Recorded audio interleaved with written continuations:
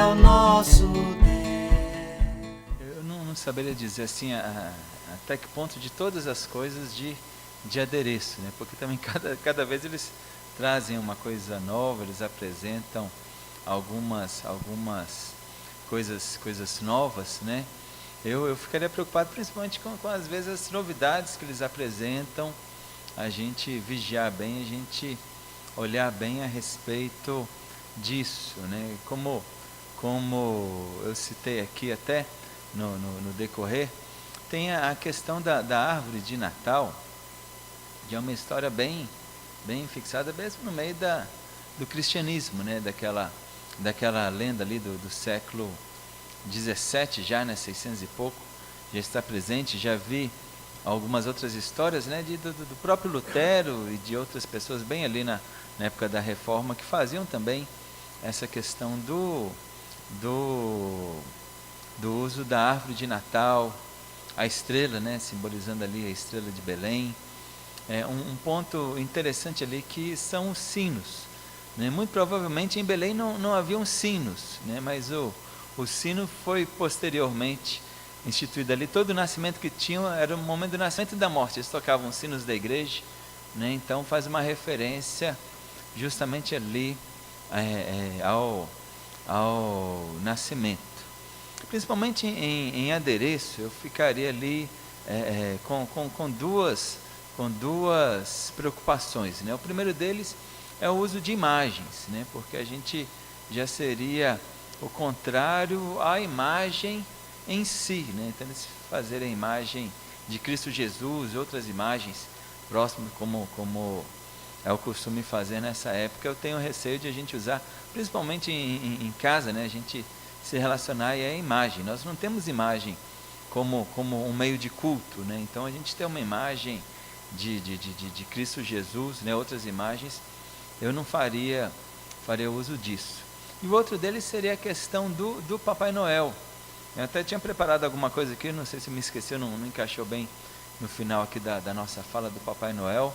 Ele tem até uma história interessante. O reverendo Reginei falou aí da igreja ortodoxa, né?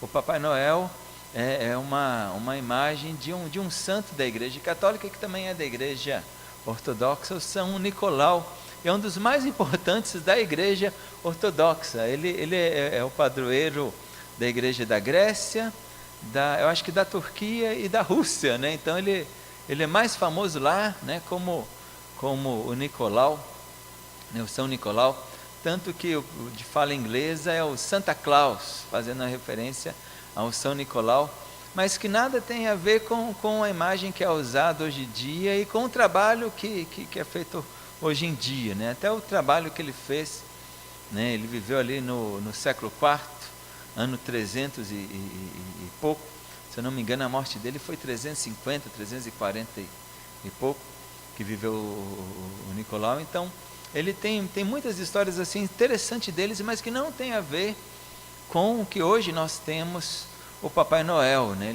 O Papai Noel de hoje é quase que uma figura inspirada naquele personagem histórico, e talvez vale mais a pena a gente conhecer o personagem histórico e ver ali a obra, principalmente de caridade, que ele fazia, do que essa figura hoje que tem poderes quase divinos, né, de visitar todas as casas e entregar presente quase que sem motivo, né? Então eu só teria essas duas objeções, né, com imagens e com o uso do Papai Noel, mas não teria problema, né, da bolinha de Natal, de outros enfeites assim, da estrela, dos sinos, da própria árvore de Natal, né, como uma figura presente, como algo presente.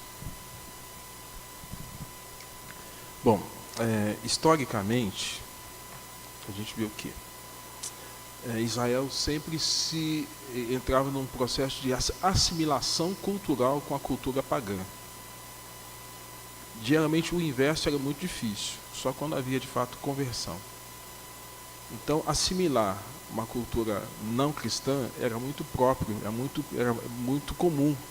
No entanto, as ordenanças que o próprio Deus deu para Israel, que era povo exclusivo, que era, né, tanto deu para Salomão, que recebia as mulheres lá como presente dos vários povos pagãos, era porque ele não se curvasse diante dos deuses pagãos desses povos, dessas nações.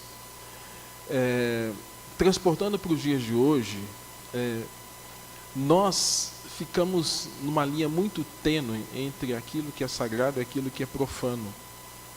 E essa linha é muito fininha, né? E às vezes a gente ultrapassa sem perceber, e a gente vai dando uma roupagem cristã daquilo que não é cristão, daquilo que não é para fazer com aquilo que é para fazer. Fazer uma listagem dessas coisas é muito complicado, né? E aí a gente também entra num aspecto de ética. Ética é o conjunto de valores e normas que são estabelecidos por um grupo social. Nós temos uma ética cristã, mas a gente vive numa sociedade não cristã. Então, eu não quero fazer aqui uma lista, né? A gente sabe que existem algumas coisas que são óbvias, não tem como, né?